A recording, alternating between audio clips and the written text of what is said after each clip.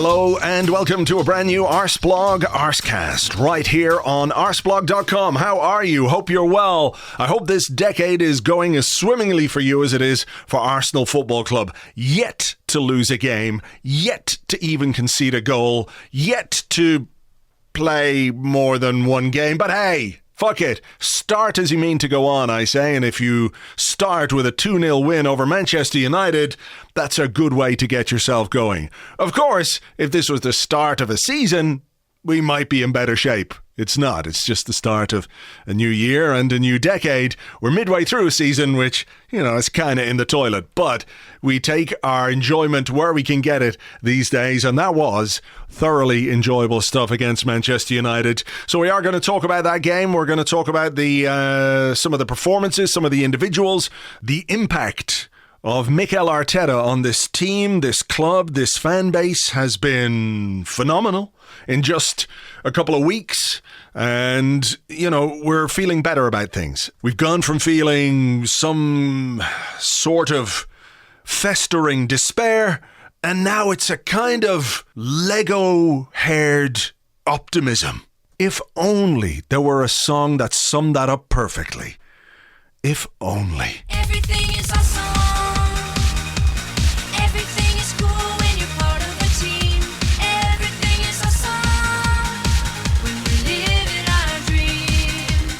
People out there who haven't seen the Lego movie will, of course, be completely blind to that reference. But there you go. A little bit later on, I'm going to be chatting to Charles Watts of Goal about Mikel Arteta, about some of the things that are going on around the training ground. Also looking ahead to the FA Cup game against Leeds. Some updates from Mikel Arteta. He had his press conference today, Thursday. So I'll be talking to Charles as soon as he's out of that. But first up, to discuss the 2-0 win over Manchester United, the feel-good factor that has returned to the Emirates, and lots more. It is Andrew Allen. Hello, Andrew. Hello, Happy New Year. Happy New Year to you too. Let me ask you something as a regular match-going fan, season ticket holder, who has sat through a period in Arsenal's history which has been, let me just say diplomatically, trying. Yeah. What did it feel like to win a Premier League game at home for the first time since October the 6th? Well, I mean, for me, it goes back to September the 22nd because I was away for the Bournemouth game. Wow. I was following that. So the last time I saw us win in the league was that Villa comeback. And I remember leaving the stadium that day pretty frustrated because obviously we'd made life very difficult for ourselves. So honestly, it's been so difficult the last few months trying to, working your way to the stadium, trying to fill yourself with hope. Obviously, the game against Chelsea was very frustrating. You could see all the good things and still somehow we managed to undo them at the end. But this was different. It was like we were more prepared on every single level. It was fantastic. Did you sense a change in mood around the stadium over the last week or so? Obviously, as you mentioned, Chelsea didn't go as well as we would have liked it. It was going well, and then it just took a sharp turn to the right in the final stages of the game. But there were very obvious encouraging signs from the performance, particularly in the first half, and those were evident again against Manchester United. An early goal, Arsenal dominating and in control. But just in terms of the mood, it's going to take a while, I think, to sort of shake off some of the things that have plagued us and haunted us over the last little while. But it seems to me, anyway, from a distance, and obviously talking to people online, etc., that there is a very definite shift in mindset that people are seeing things here that they haven't seen for a long time, and those are enough to provide encouragement and belief. Yeah, absolutely. I mean, I have to say, I think the atmosphere at both games has actually been very, very supportive. So the Chelsea game, I really felt like people were really up for it, a kind of post-Christmas kind of let's go. Obviously, that died off a bit in the second half as Chelsea started to dominate. But then yesterday, you kind of had this weird mix where I think some people were probably quite hungover, but the stadium was very full. And then there were also loads of people who'd sort of started a real early drinking session, and it was quite, it was quite raucous. I felt like everybody's desperate to try and support the players through this. There's an understanding that this is going to be a journey, that there needs to be some patience. I mean, I think a good example perhaps is like, Granit Xhaka's reintegration. I mean, there was no suggestion, even when he made the odd mistake last night, that people were going to get on his back. And I think that's really important. By and large, I think the crowd was incredibly supportive. That creates a better atmosphere, makes you want to be in the stadium, makes you want to stay in the stadium longer. The stands were pretty much full yesterday. I recognise obviously it's a big game, but they were full also right up until the very end. All of it just makes you sort of think, okay, maybe there is something to all this. Okay, this season's going to be difficult. We've got a bit of a rescue act on our hands. We might, we've got a couple of cup competitions coming up. There's reason to hope there. It's hard at the moment to say that top four is completely out of the question because all the other teams keep dropping points as well.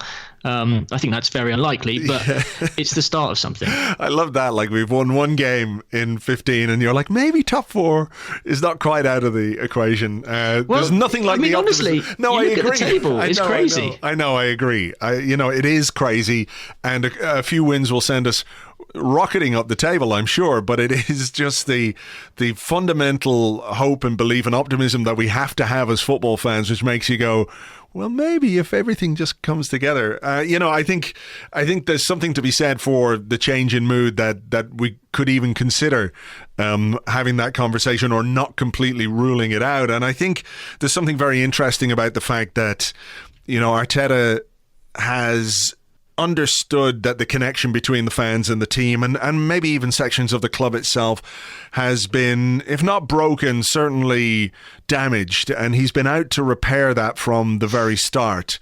I think the fact that he's been a player quite recently and been a player at Arsenal quite recently, also a player at a time when things were contentious, with the late stages of the Arsene Wenger era. He went through periods where fans were unhappy and there was a bit of friction, you might say, between the relationship between fans and the club. But I love what he said to the players. He's aware that they have to be in control or take control of repairing that relationship. And he said to them, it's up to you, your body language and behavior. If you're able to transmit to them, they'll buy into it. If it's negative, it's a negative reaction from the fans. If it's positive, it's a positive reaction, and they're willing to help you. They're here to support you. And it goes back to, it's like that cliche about, somebody who may not be the greatest player of all time, the most skillful player,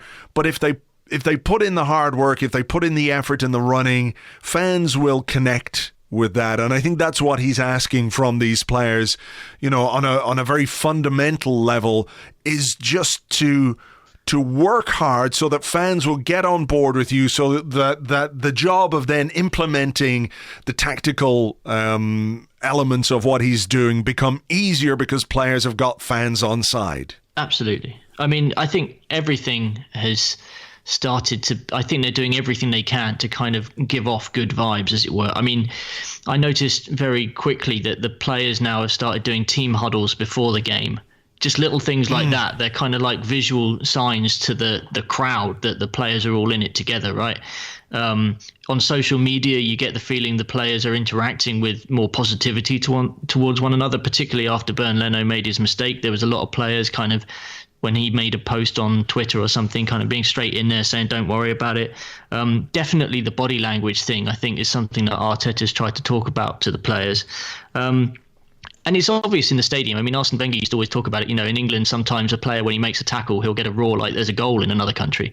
And that was very obvious, the way that Aubameyang's racing into challenges and the crowd are roaring him on, clapping him. Lacazette, who's had some pretty poor games recently, even he's kind of, you get the crowd on side by just doing some of the simple things, which is showing effort, showing a desire to actually, help your teammates. All of that is really good. And that, I mean, look, we temper all of that by saying a long, long way to go. There's still so much they need to improve upon. That was, again, yesterday, kind of 45 minutes of half decent football, but there's another 45 minutes where we were very much under the cosh. So it's positive, real. I feel like the seeds have been sprinkled. We just got to keep watering them now. I'm not going to take issue with you saying that we were under the cosh, because I think United did have more of the ball. But very similarly to the Chelsea game, it just felt a little more secure. Like we've been under the cosh with Unai Emery in games, and we think to that Watford game, the away game, where that is the very definition of under the cosh. We were under about 15 coshes at that point, the amount of chances that Watford had. But again, yesterday there wasn't a huge amount of danger from Manchester United. There wasn't really a huge amount of danger from Chelsea. Even though it went wrong at the end, and in some ways, of course, we were masters of our own downfall because of the Leno mistake and because of the way that the second goal played out. So, there's something to be said for the fact that even if we're not able to maintain this level of physicality, which allows us to dominate the way we did against Chelsea in the first half, against United in the first half, there's something more secure about the organisation, about the setup and everything else, that means that if you do drop off, you're not immediately in full-on panic mode. Yeah, absolutely. I mean, I honestly felt like in the 15 minutes after half-time yesterday, the players had been briefed that United were going to come at us strong, and actually the best thing we could do was sit a little bit deeper, try and preserve some of our energy, because we obviously went, full tilt against Chelsea last week. I felt like they were kind of almost playing a little bit within themselves, just making sure that they, let Manchester United have the ball to a certain extent, but make sure that they did so with all of our players behind it, as it were. So, we looked far more organised. We had a better shape. We were far more compact. We were, I think it was better game management, really. Yeah. It is one of the things that Arteta has brought in is it 3 games now? 3 games, yeah. 3 games. So yeah, very, very early days. But structurally, this team looks so different, doesn't it? That the shape of it in possession and out of possession is really impressive. And that clarity of... Go on. I was going to say, absolutely. Just the distances between the players, both in and out of possession, is so noticeable. I'm in quite a lucky position where I sit behind the goal in an upper tier. And when you look down, it became so obvious under Emery that there were huge gaping gaps. Like, players were having to make 35, 40-yard passes just to try and find a player in front of them. Now you're seeing the gaps down to 10, 15 yards. It's a lot more manageable. You can pop the ball around a little bit quicker. You don't need to take a touch because you trust yourself to make the pass first time. All of that is it's so important. But they just got to keep doing it now. Yeah, they do. I've completely forgotten what I was going to ask you there. Because I'm not blaming your interruption here, by the way, and I'm just talking here to see if I can remember what it was that I was going to say. Yes, I remember now. Socrates and David Luiz on BT Sport talking about how I think there was something pointed that both of them said. One was Socrates saying the fun is back, and of course it's not about fun, but I think we know what he means. Like going to your job, if it's a chore, it's not enjoyable for anybody, and it feels like perhaps that was the case previously. But also David Luiz saying, I believe in his football philosophy, which suggests to me that he did not in any way believe in whatever Unai Emery's football philosophy was. And the players appear to be on board with what Arteta is asking of them, because they've played 3 games in 6 days, basically. They've put in a huge amount of physical effort. It's difficult. I know they're professional athletes, but we have to be realistic. To play that much football in such a short space of time is not easy. And you can't do what we did without understanding what it is that the manager wants from you, from a tactical level, on an organizational level, and everything else. So to have that kind of an impact that quickly suggests that he has come in and really connected with this group of players. And it also suggests to me that they want to be connected with. They've been looking for something. Something has been really missing from the way that they've been doing their jobs, the way that they've been training, and Arteta has found what that is. I think there's a certainty about Arteta, which actually I found quite surprising, and it hit me straight from that first press conference when he came in and said, this is what I'm here to do, this is how I'm going to do it, this is why I believe I'm going to succeed. And I think the moment you can get those ideas across very succinctly and clearly. I mean, it's obviously not just going to be the fans who get it. I mean, the players are the ones who every day have to, listen to him and work under him. It must have been a huge kind of, oh, crap, okay, now I realise what we've been missing for the last few months. Because as lovely a man as Emery was, I think it was pretty clear that him trying to get his ideas across, even though he may have got the ideas across eventually, it wasn't necessarily clear. It wasn't necessarily efficiently done. But I genuinely, I mean, when Socrates starts talking about the fun is back, I suspect there's obviously some morale stuff going on there, but I also suspect that we're not necessarily spending 3-4 hours a day sitting in front of video footage analysing games in the same way that Emery perhaps did. I know that the games are becoming thick and fast, so I thought it was really interesting when Louise was basically suggesting that, it's better to sleep happy on 4 hours than to, get 8 hours of sleep when you're unhappy, as it were. They're gonna be happy to work when they're winning, because you're part of something, you feel it. I mean, you only have to look at the number of games that Liverpool have played in December all around the world basically, and every win they just look stronger and stronger. They don't look like a team who's tiring because they've got a busy schedule. They look like a team who's building momentum. So I mean, look, there's plenty of teams that we can look at and go, look what they do, look how they do it. And I think maybe we are benefiting a little bit from Arteta having that certainty from a team last year who won 3 domestic honours in City. Yeah, I mean, he was a bit of an unknown quantity, especially for some of the guys who didn't have him around as a player himself. So I can imagine the people like Aubameyang, who didn't really know much about Arteta, kind of wondering what he was on about. And it definitely felt like there were some weird briefings going on. I mean, the stuff like his brother coming out on social media and saying, oh, he's just like Freddie and inexperienced and stuff. But they do seem to have kind of turned it round quite quickly. They seem to have really gone for buying into his ideas. There are individuals in this team who have benefited significantly from Arteta's arrival. And I know that we're looking at players perhaps like Luiz, Socrates, Granit Xhaka, as guys who didn't really perform as well as they should have. And again, maybe it's all down to Emery. Maybe you can put some of the blame on the players themselves. But I do think one guy, well, there's a couple of guys, but I want to just ask you about Lucas Torreira.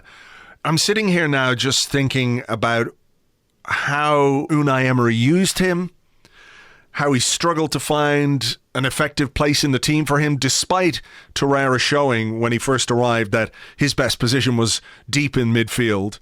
Arteta's moved him back there. We're now seeing a rejuvenation from Torreira in terms of his performances, what he's producing on the pitch.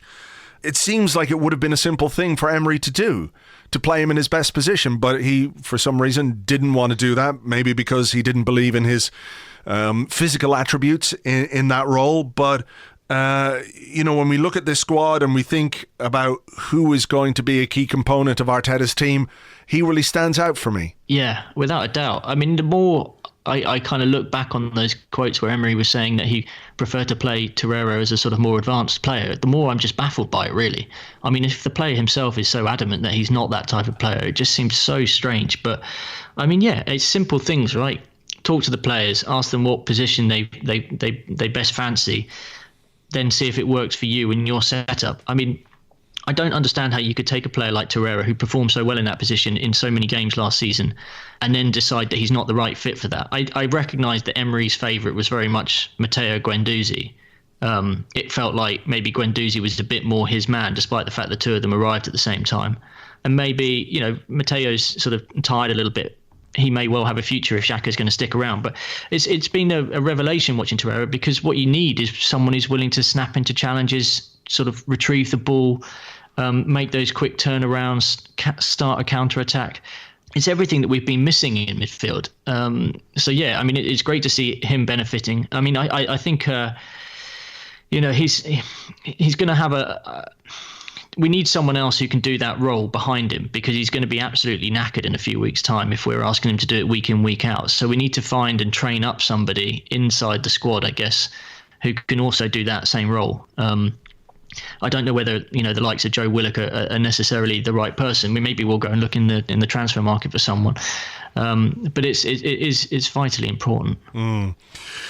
So let's talk a little bit about Nicolas Pepe.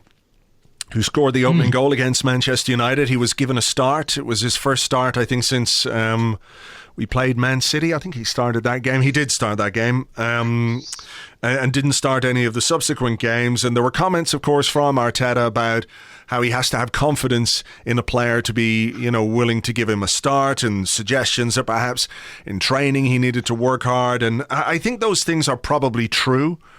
I think there's a real player in Pepe, and I'm kind of confident that Arteta is going to get the best out of him, because not only did he give him a start, and he was involved in both the goals. He obviously scored the first one. He took the corner for the second. There were some really nice moments from him in the first half. Positive signs, encouraging signs about what he can bring to the team. But I thought quite notably, in the early stages of the second half, maybe the focus wasn't quite there. The non-negotiables that Arteta talks about weren't evident in his performance, and there was no sort of, look, somebody have a word with him and tell him to book up. It was like, you're off. I feel like that kind of approach is something that Pepe will hopefully benefit from. He didn't look particularly happy to be taken off, and that's good. I guess you don't want players to be happy, but I think this kind of no-nonsense approach, demanding more from him, is the way to get the most out of him. Yeah, I think there were maybe two. I saw a stat that seemed to suggest he had a 100% pass completion rate or something last night, which was interesting because at the time in the second half, as you say, those first 10, 15 minutes, he definitely gave the ball away a couple of times, whether it was attempting to dribble or somehow else. But I noticed that Arteta, from my position, the second time the ball was turned over or he didn't quite do something right, he really was like, he sort of had a swing at thin air and then immediately called over to the subs to sort of to get Nelson ready. So it was that kind of ruthless streak. Like, I think he had a feeling that he was tiring, and that was it. He'd made his mind up, and he was going to get him off and replace him, make sure that Maitland-Niles was a bit better covered. I think Pepe, it's fair to say, is going to be this is really going to be a long learning curve for him. He's obviously got skill on the ball. He is very good at taking players on, but he's also the type of player. It kind of reminds me a bit of Arshavin, who he'll try the hard thing kind of more often than not. And as a consequence of that, the chances are you're not always going to pull it off. And because he's trying that in areas of the pitch when maybe we're trying to counter, it can easily turn into a turnover, which then creates, gaps in front of our defence, which causes us problems. So we're going to have to manage him. But I do have positive vibes about him. Even in a relatively disappointing start to his life, he has scored 5 goals now. He has had a role in several assists. We just need to kind of piece it all together so that we get this final player. But we've seen it with other players. It took Robert Pires a season really to start getting up to speed in England, and it's not unusual, let's say, for a foreign player to come in, especially when you're coming in from a league like France, which is a little bit below where we are in terms of pace and physicality. But he'll get there. I do believe it. He will get there.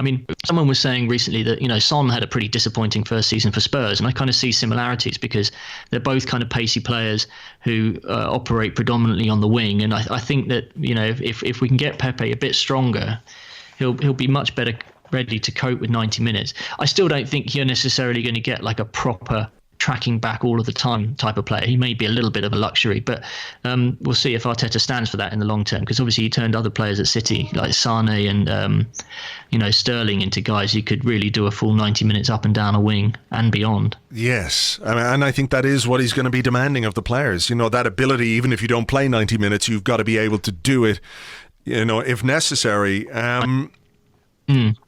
Yeah, so Ainsley Maitland-Niles at right back. Yeah. A position he says he doesn't want to play in, or, he said in the past that he did not want to play in. And when you think about where he might fit into the team elsewhere, you're saying to yourself, come on, man, you have a real chance here. With injury to Hector Bellerin, who's still out, and is going to take some time to come back to his best following a cruciate injury.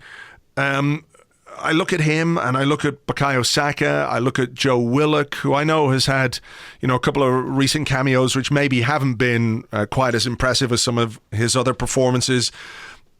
And I look at these young guys in the squad, Martinelli, Emile Smith-Rowe, who might go out on loan, I think, in January. I think James Benge was reporting that he's going to leave on loan, depending how full our squad is, I guess.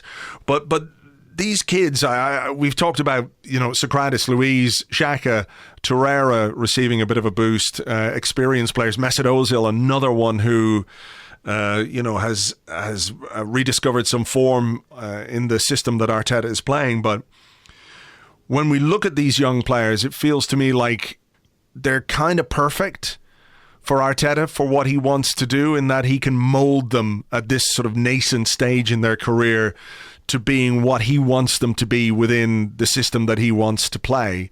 Like we have an 18-year-old winger playing really well at left back in Bukayo Saka. Yeah. I know Maitland-Niles has played the majority of his football for Arsenal at right back.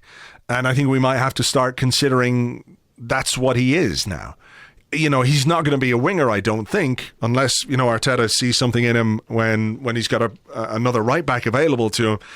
But it is a chance for these young players, isn't it? Because they've got a clean slate, a fresh start, a young coach who I think will connect with them really quite easily. Well, I mean, it's interesting, isn't it? I mean, Maitland-Niles, as you were saying, I mean, he's never really considered himself a right back, but then he's never really played in central midfield for us, has he? I mean, he's had a couple of goes on the wing. I look at him and I think there shouldn't be any snobbishness, let's say, about the position you play when you look at how fullbacks influence the game for other clubs.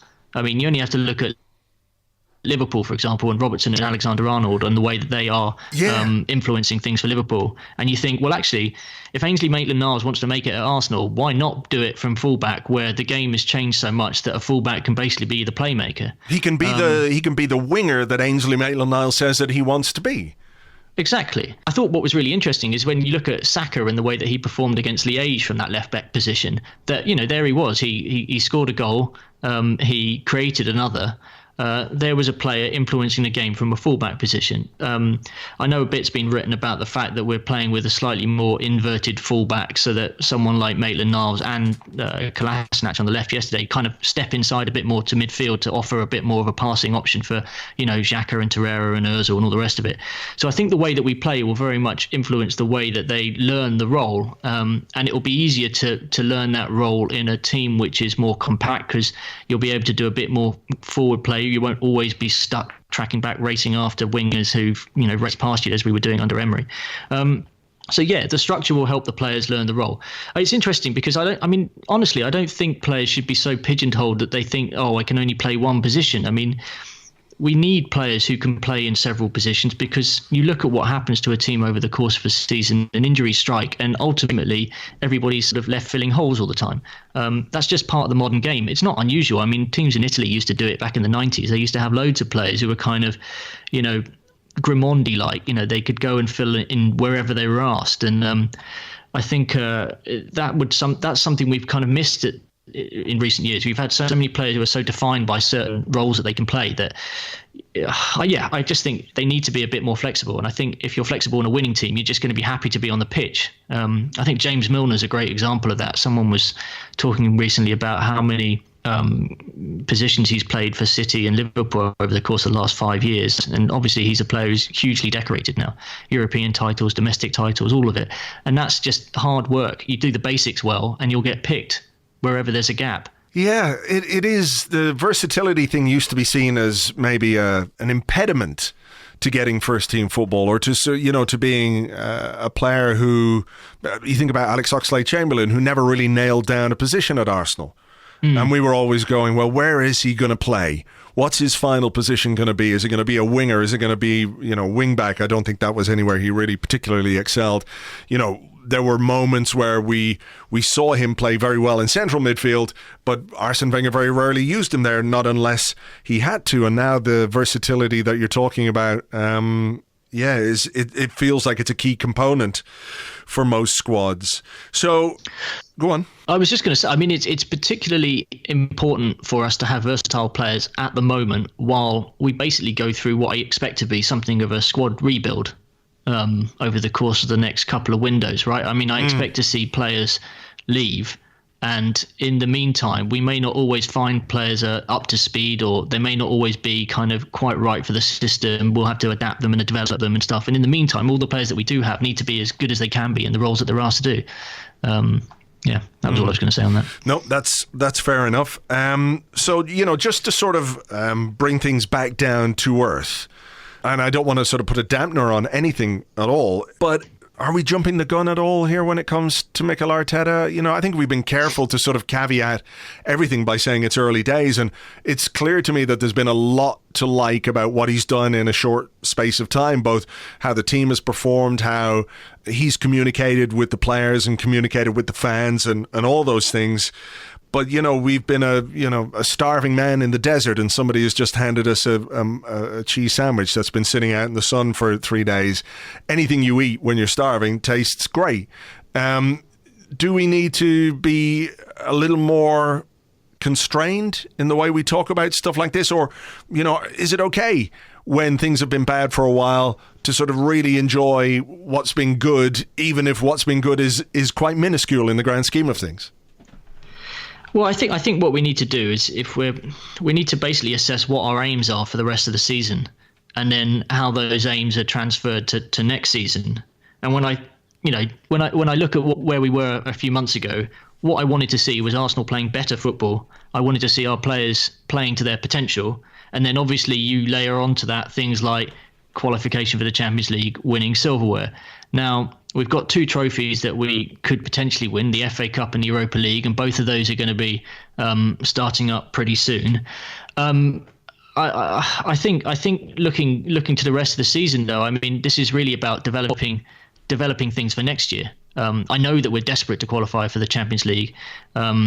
That I think is going to be very, very difficult, especially when you consider that a cup competition is anything can go for and against you when it comes to the draw at certain times and injuries and all the rest of it. But what I want to see is that for the rest of the season, we basically go on a bit of a run. We build some momentum. We start to play better football. I want to see the players looking and feeling happier on the pitch. And I want to look forward to going to Arsenal every week. If he can do that and it feels like we're making progress in that direction, then I'm going to be happy as a supporter, and I'm sure lots of other people will be as well. But it's interesting. He's not really spoken, or Arteta hasn't really spoken about what his aims are in the short term, aside from really just trying to nail down some of the basics and get his philosophy across. He's certainly not talked about trying to qualify for the Champions League or anything like that. I think to a certain extent the players, the football executive committee are probably sort of taken that pressure off him a little bit and said, okay, we know where we are now. We just need you to do your best. And let's see how we go over the next couple of months and maybe reassess going into the spring. Yeah. It's sort of setting expectation levels, isn't it? Because when Emery came in, the expectation was get back into the Champions League. That was the expectation in his first season because, it was something we nearly achieved. We finished 5th and got to the Europa League final, which would have given us that. So that was the expectation level. And that's what the expectation was going into this season as well. When you break your transfer record, you bring in a player like Pepe, it's a sign that you're spending money to make up the difference between where you ended last season and, going into this new season. So the expectation level for Emery was up there. That's what it was. And the more he fell below that expectation level, the more frustrated people became with it and the less tolerant they were of what he was producing with the players that he had. Now, if the expectation level is much lower than that, I think it does have an effect on sort of I don't want to speak about the fan base as one giant collective, but as the overall psyche, if you're not really expecting to finish in the top 4, there is a bit more leeway, there's a bit more forgiveness, there's a bit more understanding about the task and the scale of the job that he has at hand. Yeah, I mean, look, if there's one thing I really want, aside from us playing better football, is actually to look more competitive in those games that, let's say, I was almost expecting us to lose before we even kicked off. So that means being able to go away to some of the big teams and make them scratch their head a little bit and figure out how they might try and beat us. I mean, to be honest, I set that out as an aim when Emery took over. I said, look, if we can get to a situation where we're going away to City and Liverpool and they're thinking, okay, this is going to be a tough game, that would be great. We never got there, though. I still feel like that's something that Arteta should be working on a lot towards next season, when I think really the pressure starts for him. But being competitive and trying to win football games and instilling a sense of hope in fans that, this might go our way. We don't just have to sort of mark it down as we're not going to win today kind of vibe, because that's really depressing. It is. That's what's been most depressing about the last few months, really, has been this idea that regardless of who you're playing, it's not that you have a chance to win, it's that it's quite likely you won't win.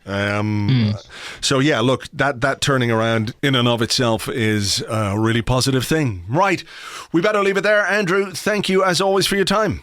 Thank you very much. Thank you very much indeed to Andrew. You can find him on Twitter at @AllenSport, doing stuff on Arsblog News. And he is the co-host of the Left Field podcast, which is a left field look at sporty stuff rather than being a tribute to the British electronic music group who released the album Leftism, which is potentially one of the greatest albums of all time. Maybe they can pivot to left field if left field sports analysis doesn't work. You can find them on Twitter at leftfield_pod. So give them a listen if you're looking for more pods in your life, and who isn't? Let's be honest. Okay then, lots going on from a footballing point of view. Arsenal have got Leeds United in the FA Cup on Monday night, and ahead of that game, Mikel Arteta met the press, and we now meet one of those press. From goal, it's Charles Watts. Hi, Charles. Hi, Andrew. How you doing, mate? Good. Happy New Year to you. Let's talk a bit about Mikel Arteta, because you were just out of his press conference today, Thursday, ahead of the Leeds game on Monday night in the FA Cup. He seemed a very happy man after the win against United, as you would imagine. How is his mood today in the warm glow of that victory?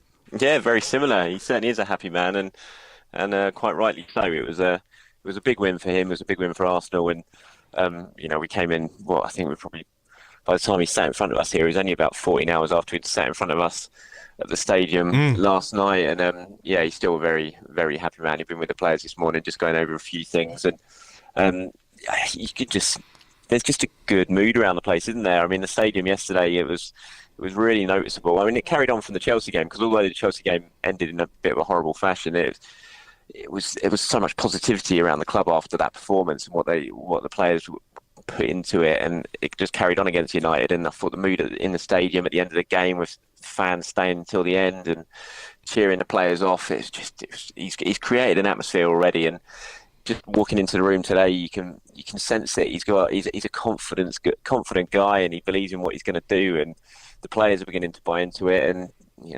myself as a fan and a journalist as well, I'm buying into it. And I can see he's setting out a clear vision here, and it's early days, but I think it's exciting times. Yeah, there was some interesting little bits and pieces going on. For example, he's trained a couple of times on the Emirates pitch. Now, we saw Unai Emery do that when he first arrived, but you wondered if it was maybe more for his own benefit, to get a feel for the stadium and everything else. But Arteta brought the players in on the day of the game at 8 o'clock in the morning to do a little training session. That's kind of new.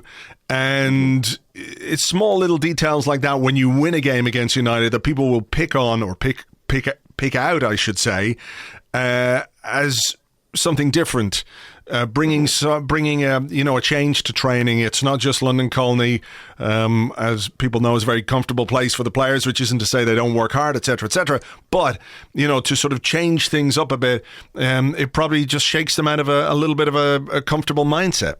I think so. I think that's the important thing. It's more of the change in the routine. I don't think they really did too much in that training session. The players didn't even get out of their tracksuit bottoms. It was more of a sort of tactical, a run through on the tactics, and I think just being in the setting of where the match is, Arteta was hoping that was going to help. And I'm not sure he's going to do it before every single game, but certainly on occasion, if he feels it can help, then he'll do that. And that's what he's going to try and do. He wants to get them out of the comfort zone that they've possibly been in, and just change things and bring a whole new mentality to the squad. And I tried it when he went there at the start of his reign. I think that's what ended with with the Özil story that leaked out about the sort of spat that he and Özil had, and I think they didn't train again on the pitch after that because I don't think Unai was too keen on the lack of secrecy of what went on there. But Arteta's certainly planning to do it on a fairly regular basis, and I think the players are like I said, buying into it. Every time you speak to the players now and you hear them talk, it's just, they just feel what he's trying to do, and it's really encouraging. Because I was a little bit worried when he came in. I was excited he arrived, and I actually wanted the appointment, but I was a little worried about how some of the players might view him, given his age, given his lack of experience. But he certainly won them over very quickly, or that's the sense you get when you speak to them or you hear them talk in different interviews. Well, I mean, the thing is, if they don't get on board with what he's doing, it's not them, it's not Arteta that's going to be leaving. No. I think that dynamic has been made clear, and I assume he had some assurances from the board that if he needed to make difficult decisions, he could make those difficult decisions. Ultimately, though, players want to win football matches, don't they? They want to enjoy themselves out on the pitch, and they want to win. And if he can make that happen for them, then they're immediately gonna like what it is that he does. I mean, what's your sense from I know it's been a very short space of time, but what's your sense of how he feels the job is going for him? Because, it was a couple of draws, or a draw, a defeat, and a win in his first 3 games in charge. So he's got the hat-trick out of the way. Do you feel like he's maybe a bit pleasantly surprised at how well the players have reacted to what he's doing? I think he must be. I think we all are, to be honest. I'd never imagined seeing this group of players who looks totally bereft of any sort of confidence and any sort of quality, to be fair, barring a couple of individuals, to be playing like they played last night and playing how they played for the first hour against Chelsea. And the speed of which they seem to have adapted to what he's trying to do and bought into what he's want to do, it's been really, really impressive. So I think he is. He did say today, interesting, in his press conference, that he maybe, having arrived here, he's actually realised that the challenge is bigger than he expected, which I thought was quite interesting. But because it was clearly a very big challenge, so for it to be even bigger than he expected, I thought it was quite an interesting little insight. But I think he's certainly impressed, and he talked a bit about transfers today, and obviously Callum Chambers' injury. Callum is having surgery right now, actually, as we speak, and they still haven't revealed the exact extent, but he just said it's a significant injury that will change transfer plans for this month. So I imagine it might be a loan.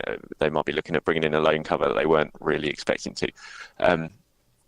But he sort of expanded on that. He said his main focus is just working with the players he's got here and improving them, and that's what he wants to do, and that's what excites him. He's excited by working with the young players and getting more out of them, and that's his main focus, not signings. He said the club will try and do some business if they can in January, but his main focus is on proving what he's got to work with. It's interesting, isn't it? Because I think at the start of the season, and certainly for a large part of this season, even when things were going poorly under Unai Emery, I thought to myself, look, these players are capable of better than this. They're surely not this bad. That can't be the case. They've got to get it together at some point. They got to start playing. They got to start, winning some games. It'll happen. And then it didn't happen. And you sort of go, well, actually, maybe the players are as bad as I thought they were, but that the mindset again has changed a bit with Arteta coming in. You look at what he's getting out of players who badly underperformed under Unai Emery. Luiz just never really did it, and has been very, very good in the 3 games that Arteta's been here. We have Socrates looking solid. Granit Xhaka is back in the fold, and I want to ask you about him now in a minute as well. Ainsley Maitland-Niles, Lucas Torreira in his best position. Players are Mesut Ozil, obviously. So there is the scope for improvement that maybe we didn't think was there, or that in the midst of the darkness we didn't think was possible. No, I don't think Unai Emery helped himself at all and helped Arsenal's cause at all with some of his decisions. So, I mean, the Lucas Torreira situation was totally ridiculous, and he's being made to look more ridiculous by the week. Now he's back playing in where he should have been playing, and the performances that he's putting in, how important he's been in the team's performance as well by playing there. I mean, I will never understand what Emery was trying to do with Torreira, no, and moving him out of that position. And basically leaving Granit Xhaka to be like a lamb to the slaughter in a role that he couldn't do, and that had such a massive effect on the team. The amount of shots they were conceding on a regular, game by game was down to the midfield setup, and that was totally down to Emery and the formation he was trying to play. And so I don't think he helped at all. But I do agree. At some point, you did start to think, God, are the players actually this bad? And because the results kept going the wrong way. But I do think that Emery has to take an awful lot of the blame for what happened at Arsenal. He simply wasn't good enough. He lost his way. He confused himself, and Arsenal, suffered because of that. So it just feels like the gloom has been lifted. I mean, listen to Socrates after the game last night. He says the fun is back. David Luiz saying that he'd rather sleep happy for 4 hours than sad for 8 hours. This was not a happy training base, but by the end of Unai Emery. I remember being here for the training session before the Frankfurt game when he eventually was sacked the day after, and it was like a morgue. It really was. It was depressing to watch just how low it was around here, and and that's all been lifted now by the decision and Arteta coming in and the players buying into his ideas. Things are on the up when Socrates is smiling, so we haven't seen too much of that from him, and understandably so. I mean, just playing devil's advocate a bit though, people will say, well, these are the same players. They're clearly capable of much better. Could they not have put in more of a shift under Emery? And I'm sort of, erring on the side that you're coming at this from, because I do think, he created the atmosphere and created the environment in which he was ultimately sacked. But throughout, I did see a lot of people say, well, look, you can't just talk about the coach. You've got to put some of this on the players. Yeah, I mean, some of the players do have to take the shoulder of blame, but I do think if you're in a working environment, whatever industry you're in, that is you just turn up to every day, and you're like, you're not excited by it, you're not inspired by it, then you're not gonna perform at the top of your level. And I mean, like I said, I mentioned the Torreira situation. He's not, he still worked hard, didn't he? Every single game, he tried his best, but he was just playing in a role that didn't suit him. And the same with Mesut Ozil. Ozil, to get the best out of Ozil, you need to set a team up around him, and Arteta's doing that, and he said it openly that he plans to do that, he wants to focus more on Ozil's strengths and his weaknesses. But it was an opposite with Emery, wasn't it? The focus was always on Ozil's weaknesses rather than his strengths. And if you're playing under a coach who's constantly focusing on your weaknesses, you're just not going to play to the top of your level, because your morale's going to be low. And I'm clearly not Unai Emery's biggest fan, and I fully, I was very public in that during the last few months of his reign, and I can't believe now sitting here that they didn't make the decision at least 2 months earlier. It was they should have done. They've wasted a season by sticking with it. Yeah, look, I know it's probably a discussion for another day, and it's water under the bridge. Who knows how expensive that water might prove to be? In terms of European qualification, certainly. And I don't necessarily want to get into this now, because we're all feeling quite good about what's gone on against United, and I think we should try and maintain that feel-good factor as long as possible. But, there are people who make decisions, footballing decisions at the football club, who should be feeling a little bit of pressure because of where we are right now. At executive level, the guy who's basically responsible for football, the head of football, should be feeling a little bit uncomfortable, based on the position that Arsenal are in. Mitigated by the arrival of Mikel Arteta, and we all feel quite good about that. But look at where we were when he took over, and look how long it's taken to sort of change the trajectory of this fall that we were on. So maybe we can talk about that another day. But I do want to talk to you about Granit Xhaka, who was brought back into the side. He played very, very well, I think, against Manchester United. The sort of game we know he's capable of having, but too often those performances are punctuated by mistakes or issues or cards that get people on his back. Arteta's been very clear about how much he thinks of Xhaka as a footballer. I think he called him a tremendous footballer, and did talk about how he maybe wanted to sign him for Manchester City, or he was somebody that Man City were looking at before he joined Arsenal. A few weeks ago, it felt really unlikely that there could be a redemption for Xhaka. And if Arteta maybe was looking to play to the crowd, he could use the Xhaka situation in his favour in a way, because he hasn't been the most popular player, but he's again sort of sticking his neck out here, making a decision which isn't going to be popular with a lot of people. He's got his fans, Xhaka, but he's also got his critics. And after everything that went on, it was all a bit up in the air. But he's very clear about what he wants from Granit Xhaka, and he's backing him very publicly. He is, yeah, and he did it again today. Actually, he spoke really well again about Granit and the whole situation, and how he wanted to get to the root sort of cause of it all when he arrived here and sat down with Granit and really tried to work out how it had reached this stage and why he was feeling like he had to move on to carry on his career. And he again reiterated how much he wanted to keep him, and again, like he said yesterday, that Xhaka's given him assurances that he will stay. And I think it's a good move for Arsenal. I'm not massively in the Granit Xhaka fan club, but I do think he is very important to this Arsenal team. And when he plays well, Arsenal play well.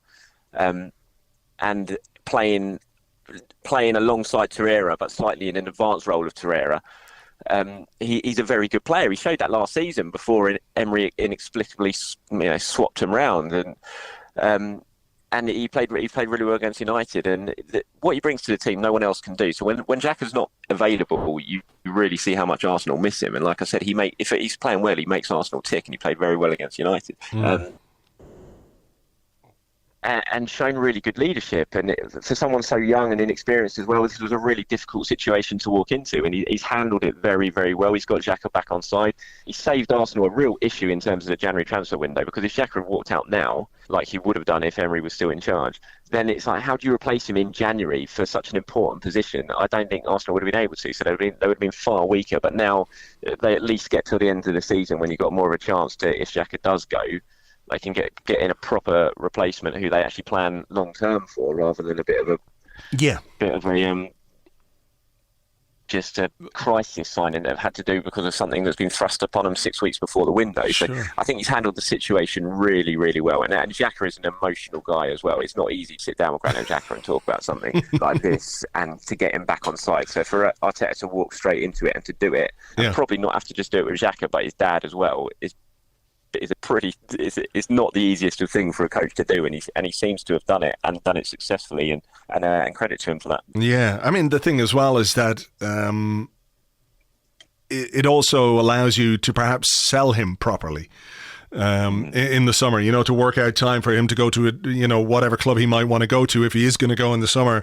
Maybe Hertha Berlin will still want him then, but he may have other options. They need to sort the money out though, because all the money that was being mentioned for Xhaka was given, despite the situation, was ridiculous. Really, 21 million or something for an international captain who's just signed a new contract. Given today's market, there's no way Arsenal could even consider doing business for that, even though everything's gone on. So yeah, I fully agree with that. I think if he does go in the summer, then at least now they have an opportunity for the dust to settle and then to really work on getting the best deal possible for the club. Just very finally, let's talk about the FA Cup game on Monday night against Leeds United. It's been a punishing recent schedule. There are going to be some very heavy legs. There are going to be some little aches and strains and niggles and what have you. What way is he going to approach this? I know that the Cup is a chance of silverware, and Arteta, has experienced that as an Arsenal player. He knows well what it's like to win the FA Cup, and those are great days. But how is he going to balance his squad, which is, it's a bit thin at the moment? There are injuries. There are players just coming back from injury. There are players carrying some injuries. What has he said about how he wants to approach this game, and has he hinted at any sort of squad management? I think there'll certainly be squad management. He did say that the FA Cup is a competition that Arsenal have to try and win and be competitive in, so I don't think he's going to go out there and field 11 kids. But I think you're going to see changes. Maybe if Bellerin's back remotely up to speed, he could come in and right back, and I wouldn't be surprised to see possibly Bolla playing at left back, something like that. He's been training a lot with the first team. He was even on the pitch on that for that session before the Man United game, on the morning of the Man United game. He was involved in that. And, I wonder if it's time to give Saka. Well, it is certainly time to give Saka a rest, I think. And Kolasinac clearly limped through the pain yesterday. So yeah, I think at left back you can't take any risks at the moment. So I wouldn't be surprised to see maybe a youngster like Bolla thrown in there. But other than that, I think he'll he'll mix and match. He'll play, Guendouzi will come in. I think Rob Holding will play against alongside one of the two experienced centre backs in Luiz or Socrates, and then you got Nelson, Martinelli. So I think he'll approach it like he wants to win the game. He's certainly not going to go out there and throw this one. Far from it. I mean, there's no point because the Premier League's already gone, isn't it, this season? So you've only got two competitions to focus on really at the moment. So he'll approach it in a way that to try and win it, but I don't think, he'll certainly use squad management. I don't think he's got any other option. Yeah, a bit of a balancing act, in fairness. I mean, there's Danny Ceballos there, Mavropanos has been on the bench, of course, the last couple of weeks, so maybe a chance to see some of these players, because for all the work they do on the training ground, match day is when you can really get a good sense of, what these players can produce. But look, we better leave it there. Thanks a million, Charles. We'll talk to you again soon. Cheers, Andrew. You can find Charles on Twitter at Charles_Watts. That is at Charles_Watts. And of course, he writes about Arsenal4Goal.com. I don't know what else to say other than I hope your new year is going well. I hope your New Year's resolutions are working out for you. Mine are really simple. I'm going to do some stuff and I'm going to not do some other stuff. That's it. It's quite broad. I realise it's a bit sweeping. It's kind of all-encompassing. But, if you get too specific about things these days, you get pigeonholed. Don't want to be stereotyped as the guy who said, well, I'm going to do this for the new year, and then you don't do it. People won't let you forget that these days. So whatever you're doing for the new year, I hope you do it well. Arsenal don't play until Monday evening, of course, so it's an Arsenal-free weekend. And then we've got FA Cup action against Leeds ahead of Crystal Palace in the Premier League next week. But still, plenty going on. Lots to keep us interested over the weekend. So make sure you check out Arsblog, Arsblog News. I should just say to people who use the Arsblog apps and who are regular Arsblog News readers, we do know that there's a bit of a problem at the moment. When things get busy, the site becomes a bit slow to respond. We're working on it. We are doing our best, and hopefully we'll have a solution in place as quickly as possible. But apologies for the inconvenience, because I know how frustrating it is, and it's frustrating for us as well, trust me. But we are hoping to get on top of that very soon in the next couple of days anyway, or certainly by early next week. That's it. I don't know what else to say other than have a great weekend. Enjoy the fact we've won a game at last. I feel like we should have been doing a lot more of this because it's a lot more fun than not doing it. But it is what it is. Have a great weekend. James and I will be here on Tuesday because the game is on Monday night, so we will be recording an Arsecast Extra on Tuesday about the Leeds game and all the bits and pieces that have gone on between now and then. So thank you as ever for listening, subscribing, sharing, and doing all the stuff that you do. Happy New Year, and we'll talk to you on the next one. Until then, cheers. Bye-bye.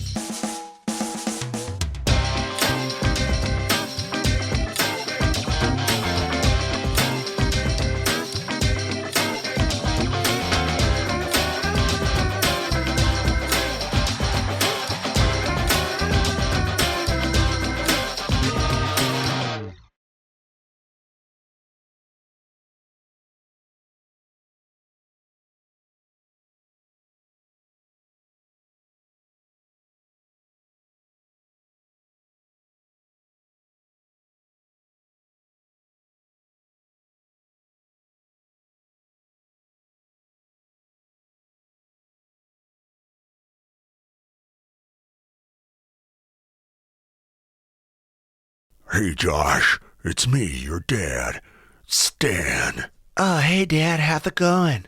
Not great, J-boy. That new stadium is going to cost another $72 billion to build. Wow. Good news from over here, though, Dad. We got a new manager for Arsenal. What's an Arsenal? You know, that team in London. What's a London? Oh, you're so funny, Dad. But it's so great. Remember the last guy? He was good. His name was Arsene, like Arsenal. Oh, yeah, that guy. Well, this guy's also got the R thing going. He's called Artisanal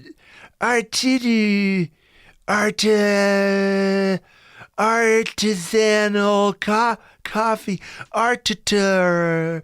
Arteta, da da da da da da da da da da da da da. hang up the phone, Josh. I've warned you about that shit before. Oh.